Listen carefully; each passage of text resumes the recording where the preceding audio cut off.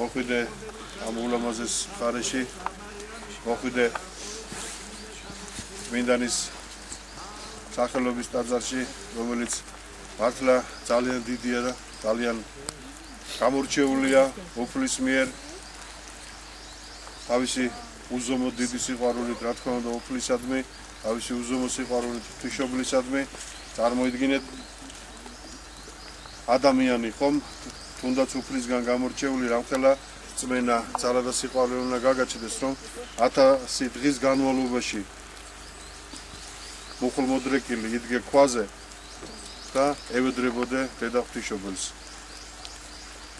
ნამდვილად უდიდესი წმინდანია სერაფიმ საროველი. მე არ მეგულება ამ ქვეყანაზე ადამიანი, ვისაც უზომოდ არ უყვარდეს ეს წმინდანი, ჩემთვის ნამდვილად გამორჩეულია.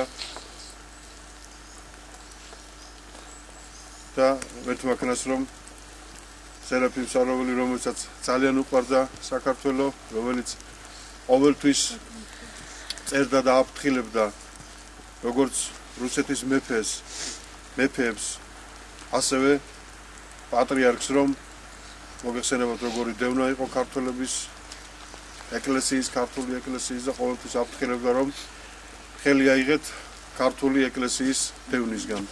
თორე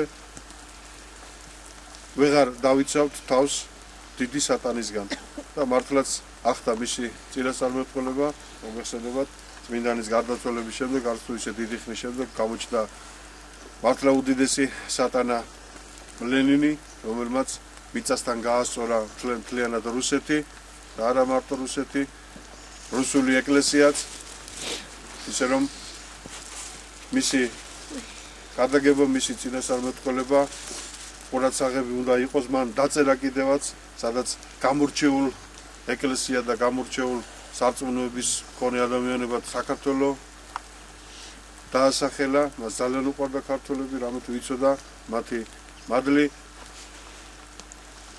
ის რომ დედა ღვთისმშობლის რჩეული ქვეყანა ვართ,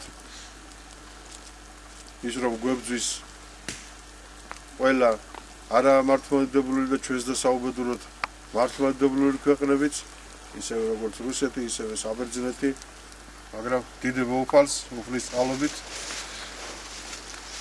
რაც ვართ, ესა ვართ, ღმერთმა გვამრავლოს, ღმერთმა ძალა მოგცეს, რომ ვიყვარდეს უფალი, ვიყვარდეს დედა ღვთისმშობელი, იმის ალბათ 1000-ად ნაწილად როგორც წმინდა სერაფიმ საროველს უყვარდა დედა ღვთისმშობელი, განსაკუთრებით აი ეს ხატი, ვედრების ხატი და იმიტომ იყო რომ ავედრებდა წმინდანი როგორც თავის საკუთარ სულს, ისევე რუსეთს მთლიან მართლმადიდებლურ სამყაროს. ვარავდეთ უფალი, შეგვწეოდეს სერაფიმ საროველის მადლი და ძალა.